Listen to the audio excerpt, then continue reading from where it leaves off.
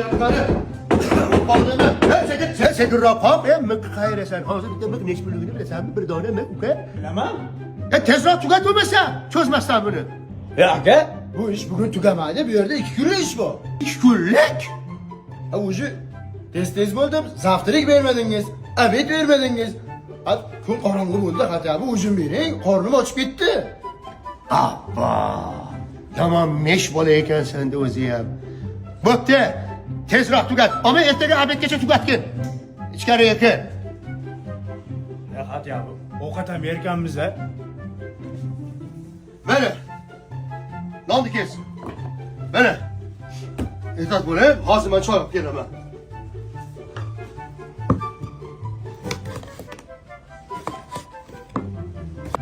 İyi. Ne bakılıyorum sen? Ben şuna akıllımam keser değil mi? Şuna akıllımam keser değil mi? Kana kakalıp kesedin de. Ben haberim bunu. Bana ben haber. Bunu ben al bunu. Ya bundan bütün toy o tikisine böyle ya. Ya. Buna kadar bana hana vayran falan sanıyorum. Haraptır. Bunu benim de kesişi. Hem böyle benim de kılıp benim de kılıp. Benim de kılıp bana görüyorsan mı? Benim de kılıp bana. Ha görmegen benim de oğlum bunu görüyorsan. Bunu parrak kılıp. Bunu bana şuna akıp kesedi bunu. Ya.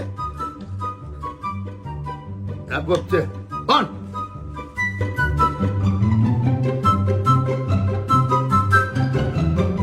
Ya neme göle ya sen? Ha?